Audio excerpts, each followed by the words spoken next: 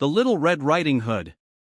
Long ago, in a quiet little village surrounded by whispering woods and rolling green hills, there lived a sweet young girl named Lila, though everyone called her Little Red Riding Hood.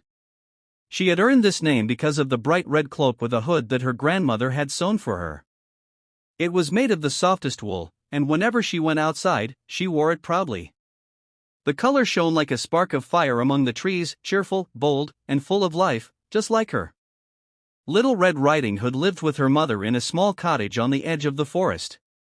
Her mother was a kind woman who baked bread for the villagers and cared deeply for her daughter.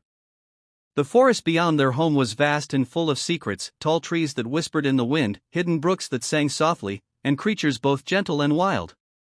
Despite the forest's beauty, it was not always safe. Wolves roamed its depths, and though most kept away from humans, one in particular, a large, clever, silver-furred wolf, had grown bold and cunning. He was known among the animals as Grey Fong, and he loved nothing more than outsmarting anyone who dared cross his path. A visit to grandmother.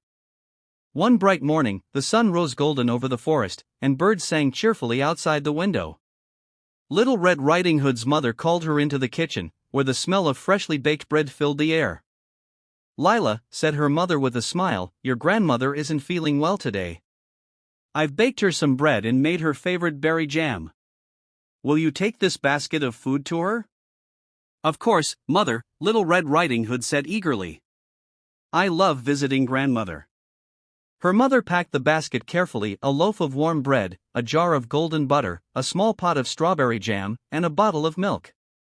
Then she placed a folded napkin on top and tied the basket with a red ribbon.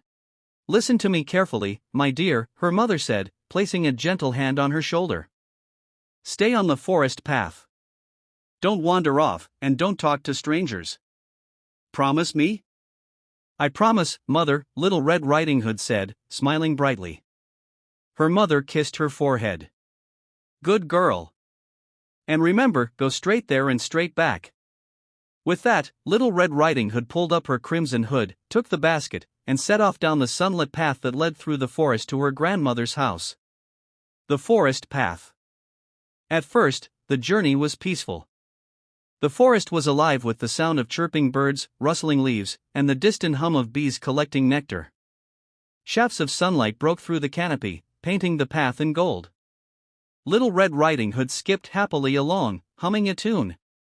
She stopped once to pick a few wildflowers, bright bluebells and daisies, thinking her grandmother would love them. But as she bent down to gather more flowers, she didn't notice a pair of golden eyes watching her from behind a tree. Grey Fong, the cunning wolf, had been prowling nearby. The scent of the girl and of fresh bread and butter drifted toward him on the breeze. His sharp nose twitched, and a sly smile spread across his muzzle. He stepped silently from the shadows. "Good morning, little one," he said smoothly. Startled, Little Red Riding Hood looked up. "Oh. Good morning, Mr. Wolf." My, the wolf said, bowing his head politely. "And where are you off to on such a fine day, my dear?" "To my grandmother's house," she replied, forgetting her mother's warning. "She isn't feeling well, so I'm bringing her some food." "How thoughtful," said the wolf, his eyes gleaming. "And where does your dear grandmother live?"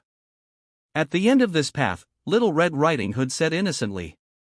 "In the little cottage beyond the 3 tall oak trees." "Ah," said Grey Fong with a smile that hid his sharp teeth. "A lovely walk for such a kind girl. I hope your grandmother gets better soon." "Thank you, Mr. Wolf," she said cheerfully. The wolf tilted his head.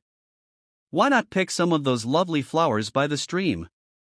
Your grandmother would surely love them." Little Red Riding Hood's eyes lit up. "Oh, what a good idea." And just like that, she wandered off the path toward the wildflowers, while Grey Fong slipped silently away, his paws barely making a sound on the forest floor.